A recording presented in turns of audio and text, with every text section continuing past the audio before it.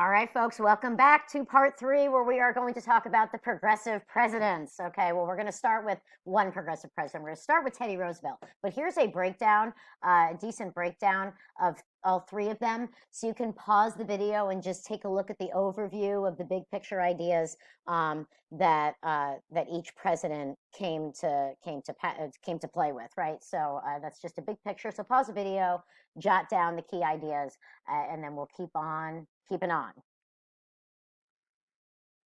Okay, Roosevelt. Now listen, Teddy Roosevelt had some problems, right? I mean, all of these guys have problems, but Teddy Roosevelt is a fascinating, fascinating president. So I can't wait to talk to you about him. So, okay. He was really the first progressive president. Okay, he brought progressivism to the national level, as it says there. Bully pulpit, AP government word. Anybody who's ever been in AP government, we should know that word. Yay, review of vocab. So bully pulpit, the idea of using the office of the president as like basically a bullhorn to get your ideas out and to get your message out to the people, because the presidency and the office of the president has a big microphone that they can use if they use it. So he's the first guy to really leverage the office of the presidency to engage in this bully pulpit. And this is a background, you can look at that yourself, just the basic, like who he was, where he came from. Now, here's a funny thing. Okay, so I have a little story for you. Now, the party did not like Roosevelt. He was too progressive. He was too much. And McKinley was bought and paid for. Okay, the robber barons, the titans of industry, basically, I mean, you can go look this up yourself. They basically got together in a room and said, hey, listen, we're going to buy McKinley and get him elected. So Roosevelt is obviously a trust buster. Well, maybe not obviously, because maybe you don't know that yet. Anyway, Roosevelt was a trust buster. He wanted to go after those robber barons and break them up. He thought they had too much power. They were corrupt. They were stealing from Americans, and it wasn't okay. So they're like, we got to get rid of this guy. Where can we put this guy where he's not going to be able to basically do anything? So they named him vice president. They named him vice president to get him out of the way. But shocker, McKinley gets assassinated. Oh no, McKinley's assassinated. And then what happens? Teddy Roosevelt becomes president, and the robber barons are like, oh no. And they should have said, oh no, because it was very much oh no for them, because Teddy Roosevelt went after these guys with gusto. And we'll talk a little bit about that here. So Roosevelt, like I said, was concerned with trust, right? Monopolies are a danger. All right. He used the Sherman Antitrust Act that was passed in 1890 to sue corporations for damages. He created the Bureau of Corporations in 1903 to oversee all of these corporations. He fought against J.P. Morgan's Northern Security Company, and he won. So this was like that. Guys, that was a big win. Up until this point, nobody could take on the robber barons. Nobody could get these guys. And Teddy Roosevelt said, I'm going to get these guys, and he did. He went at them, and he won, right? Now, did he beat everybody? No, you can only have so many years in office. But he also spearheaded attacks against Standard Oil, DuPont, and American Tobacco as well. So this guy was a trust buster, and that's good times. It's good times to be a trust buster. So, okay. So what acts did he get through Congress? Well, he used the Sherman Antitrust Act, got through the Elkins Act, the Hepburn Railway Act. You can read what those are. They're right there. So these were important. Those last two were really important in regulating the railroad industry. So that was key. I'll go after Vanderbilt a little bit.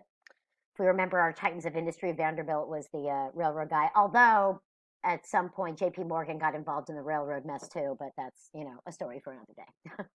So some important executive orders that he did. Like I said, he created the Bureau of Corporations, and he created the Public Lands Commission. This is the birth of national parks. Wouldn't have national parks without Teddy Roosevelt. So we got Teddy Roosevelt to thank for national parks. Yayness, right? So we should be excited about that. Environmental conservation. Good times.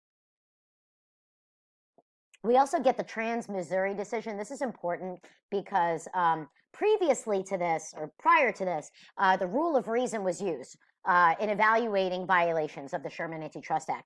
So courts were in charge of determining the existence and extent of public impact, which is kind of tough for the courts to do. So any action that restrained or monopolized trade was subject to prosecution under the Sherman Antitrust Act, regardless of public impact.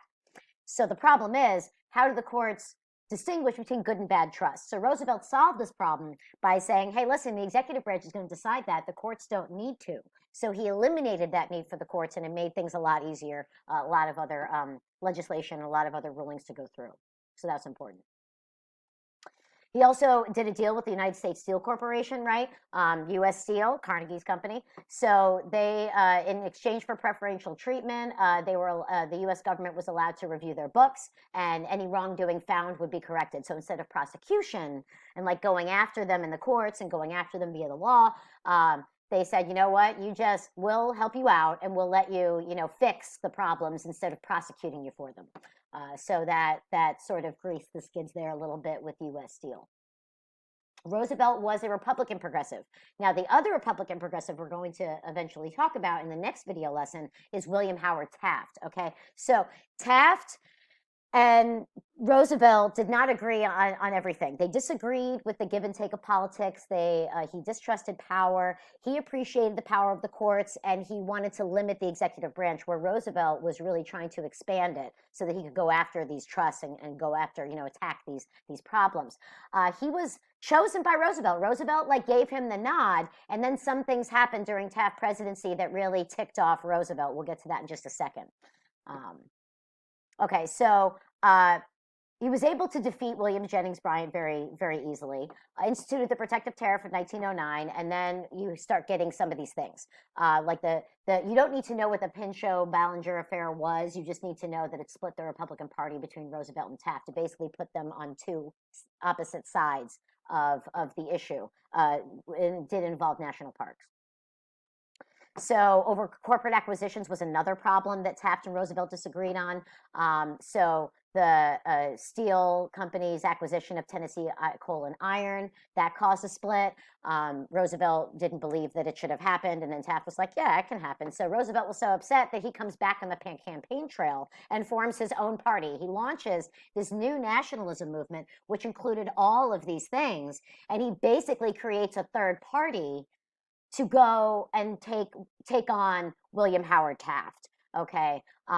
So he lost to Taft in the Republican primary, and then he formed the Progressive Party, was known as the Bull Moose Party, and he ran for president under that ticket. He and Taft both lost, and that's actually how Woodrow Wilson came to the presidency, but we will talk about that in the next video lesson. So this is just some details about the split, what the new national movement was. I already showed that, so you guys can jot that down. Whoops, I have some repeat slides in here. Sorry about that, but that's okay. All right, folks, that is the end of part 3. I hope you learned what you needed to, and I will see you in part 4.